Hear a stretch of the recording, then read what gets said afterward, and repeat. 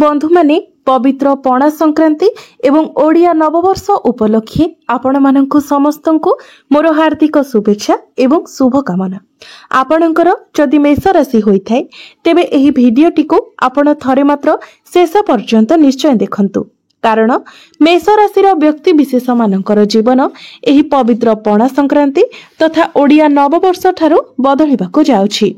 कारण ग्रह नक्षत्र मानकर चलन रे एक बहुत बड़ परिवर्तन हेबाको जाउछि, जहा द्वारा आपणक जीवन रे चलिथिबा समस्त दुख कष्ट एवं समस्यार अंत हेबाको जाउछि एवं पुणी थरे आपणक जीवन को खुशी फेरिबाको जाउछि।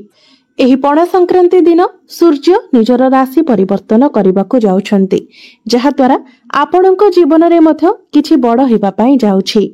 तो एही पवित्र पणा संक्रांति ठारू आपणक जीवन रे चालुथिबा समस्त दुख कष्टर अंत हेबाको जाउछि। पुनर्बार आपणक जीवन को खुशी फेरिबाको जाउछि। एही पवित्र पणा संक्रांति पर ठारू आपणक जीवन रे कोन सब बड़ परिवर्तन हेबाको जाउछि ताहा जानिबा पूर्वरु आपणकर जदि मेष राशि होइथाय तेबे भिडियोटी को लाइक करी चैनलटी को सब्सक्राइब करि दियंतु एवं आपण जदि ईश्वरन को सच्चा हृदय रे भक्ति करूथांती विश्वास करूथांती तेबे कमेंट बॉक्स रे भक्ति एवं श्रद्धार सहित जय श्री जगन्नाथ निश्चय लिखंतु। तो बंधु माने आसंतु आरंभ करिबा आजिर एही कार्यक्रम को, जहा कि जन्म राशि एवं चंद्र राशि उपरे आधारित अटे। तो राशि चक्रर 12 गोटी राशि मध्यरु प्रथम राशि हेउछि मेष राशि एवं मेष राशिर राष्ट्राधिपति हेउछन्ति मंगल। तो बंधु माने सर्वप्रथमे आसंतु जानिबा आपणकर स्वास्थ्य किपरि रहिबो एही पणा संक्रांति परठारु, अर्थात ओडिया नववर्ष परठारु आपणकर स्वास्थ्य किपरि रहिबो। तेबे कुंडलीर प्रथम भावटी होइथाय आपणकर स्वास्थ्यर भाव, इम्युनिटी सिस्टमर भाव एवं आपणकर प्रथम भावर अधिपति मंगल आपणकर चतुर्थ भावरे विराजमान अछंती। तेबे बंधु माने चतुर्थ भावटी को कुंडली रे बहुत भल माना जाय थाय, कारण यह केंद्र स्थान होइथाय एवं समस्त प्रकारर सुखर भाव मध्य होइथाय। तो मंगल जेहेतु आपणकर केंद्र रे विराजमान रहिबे तेनु आपणकर स्वास्थ्य बहुत भल रहिबो। आपणकर पूर्वरु जदि कोनोसी स्वास्थ्य जनित समस्या थिला तो ताहा मध्य दूर होई जिवो, आपण निजको स्वास्थ्यवान अनुभव करिवे। एबे आसंतु जानिबा आपणकर शिक्षा क्षेत्र किपरि रहिबो एही पणा संक्रांति परठारु। तो बंधु माने कुंडलीर पंचम भावटी होइथाय आपणकर शिक्षार भाव। आपणकर पंचम भावर अधिपति हेउछन्ति सूर्य, जे कि आपणकर प्रथम भावरे विराजमान अछन्ति। तो आपणकर पाठ पढ़ा बहुत भल रहिबो। जदि एही पणा संक्रांति परठारु आपणकर कोनोसी एग्जाम अछि तो एग्जाम रे मध्य आपणको बहुत भल फल मिलिबो। एग्जाम रे आपण निश्चित भावरे बहुत भल मार्क आनिबे। आपण जदि कोनोसी एडमिशन नेबा पई चाहुछन्ति, कोनोसी फॉर्म फिलअप करबा पई चाहुछन्ति तो पणा संक्रांति परर समय आपणको पई बहुत भल रहिबो। समय आपणको पई अनुकूल रहिबो। एहा व्यतीत सबुठारु बड़ कथा हेउछि 29 मार्च ठारू आपणकर शनि 7.5 आरंभ होई सारिछि। शनि आपणकर द्वादश भावरे गोचर करूछन्ति।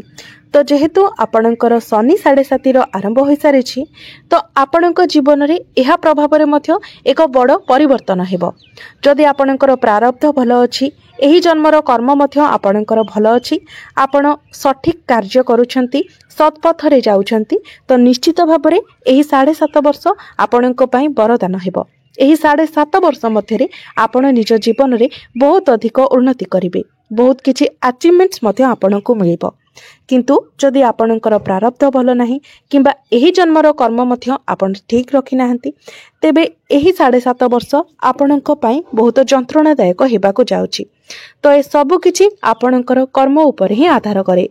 तेणु आपण जेउ भली भाबरे कार्य करिथिबे, जेउ भली कर्म करिथिबे एही 7.5 वर्ष आपणक पई सेही भली रहिबो। तेणु एबे भी समय अछि, जदि आपण किछि भी खराब कार्य करूछन्ति तो निजको एबे ठारो ही सुधारि नियंतु, नचेत शनिदेवको कोप दृष्टिरु आपणको केही भी रक्षा करि परिबे नाही। कारण शनिदेवको कर्मकारक कुहा जाय थाए, न्यायर देवता कुहा जाय थाए। तेणु आपणको आपणक कर्म आधार रे ही शनिदेव फल प्रदान करिवे। एबे आसंतु जानि नेबा आपणकर प्रेम जीवन किपरि रहिबो एही पणा संक्रांति परठारु। तेबे कुंडलीर पंचम भावटी आपणकर शिक्षार भाव हेबा सहित पंचम भावटी मध्य होइथाय आपणक प्रेम जीवनर भाव। तो आपणक पंचम भावर अधिपति हेउछन्ति सूर्य, जे कि आपणकर प्रथम भावरे विराजमान अछन्ति एवं आपणकर प्रथम भावर अधिपति मंगल चतुर्थ भावरे विराजमान अछन्ति।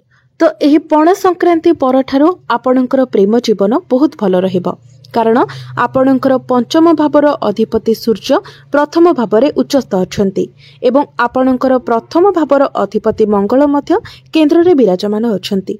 तो आपणक मध्यरे भल पाइबा रहिबो, अंडरस्टैंडिंग भल रहिबो एवं आपणक प्रेम जीवन रे जदि पूर्वरु किछि समस्या थिला तेबे ताहा मध्य समाधान होई जिवो।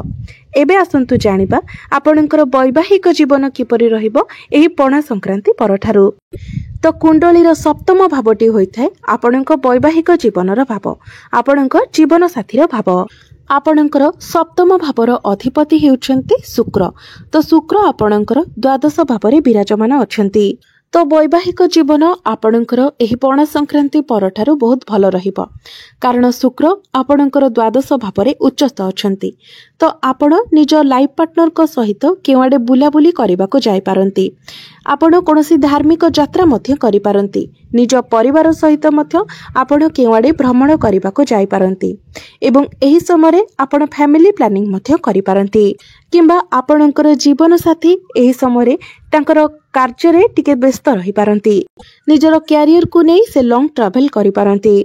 तेबे आपणकर जीवन साथी जेमिति एही पणा संक्रांति परठारु तरबरिया भावरे कोनोसी डिसिजन न नियंती सेथि प्रति आपण ध्यान देबे। एबे आसंतु जानिबा सबुठारु महत्वपूर्ण विषय वस्तु आपणकर भाग्य, कैरियर एवं व्यापार वाणिज्यर स्थिति किपरि रहिबो एही पवित्र पणा संक्रांति परठारु। तो बंधु माने कुंडलीर नवम भावटी होइथाय आपणकर भाग्यर भाव। आपणकर नवम भावर अधिपति हेउछन्ति देवगुरु बृहस्पति, जे कि आपणकर द्वितीय भावरे विराजमान अछन्ति। तो बंधु माने जेहेतु आपणकर नवम भावर अधिपति धन स्थान रे विराजमान अछन्ति, तो आपण निज भाग्य बल रे अधिक धन उपार्जन करि पारिबे। अल्प परिश्रम रे आपणको अधिक धन प्राप्ति हेबो एवं गुरुंकर दृष्टि आपणकर दशम भावरे रहुतिबा हेतु आपणको इंटरव्यू पाई मध्य कॉल आसी पारे, आपणको चाकरी मिलिबार मध्य संभावना रहुछि। आपणको मध्यरे मैनेजमेंट स्किल्स बढ़िबो, ज्ञान बढ़िबो, भाग्यर आपणको साथ मिलिबो।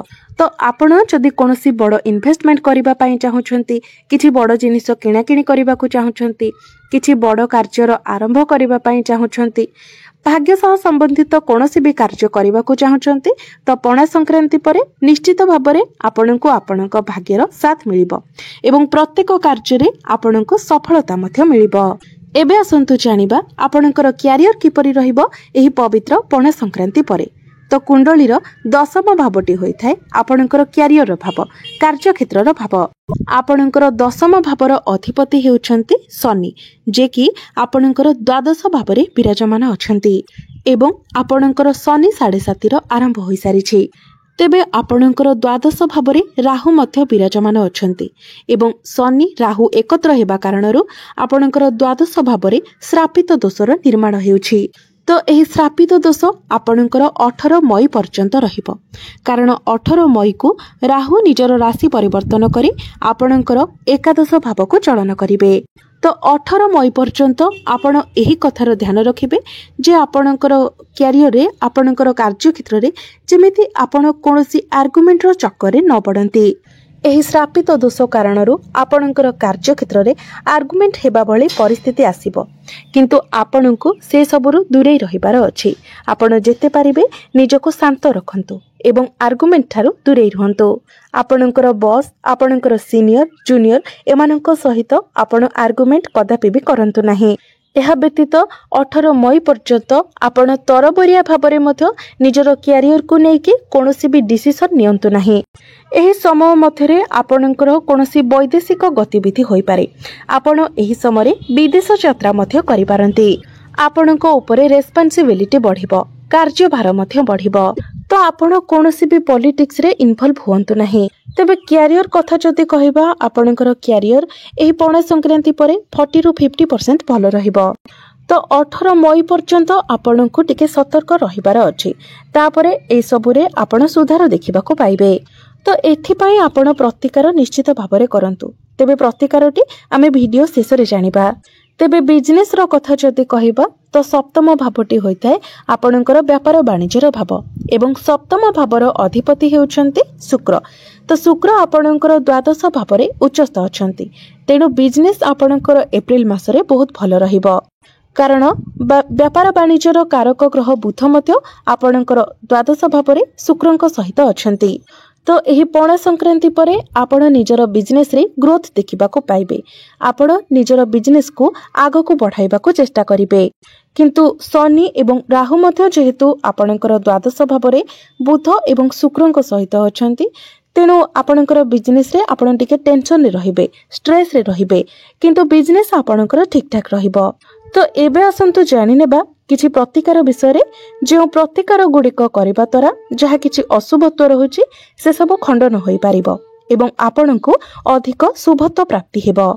तो बंधु माने सेथिपाई आपण प्रत्येक दिन पशु पक्षी माननको किछि खाइबाको दियंतु एवं पानी पीबाको दियंतु। प्रत्येक दिन आपण मंगलंकर बीज मंत्र 108 थर जप करंतु। प्रत्येक दिन आपण हनुमान चालीसार मध्य पाठ करंतु। प्रत्येक दिन आपण शनिकर बीज मंत्र मध्य 108 थर जप करंतु। कारण जेहेतु आपणकर शनि 7.5 आरंभ होईछि, तेणु शनिदेव को संतुष्ट करिया पई आपण प्रत्येक दिन शनि बीज मंत्रर 108 थर जप करंतु। एहा व्यतीत प्रत्येक दिन आपण सूर्यदेव को जलार्घ्य अर्पण करंतु। तो बंधु माने आपणकर जीवन मंगलमय हेउ, एहा ही ईश्वरंक निकटरे मोर प्रार्थना। धन्यवाद।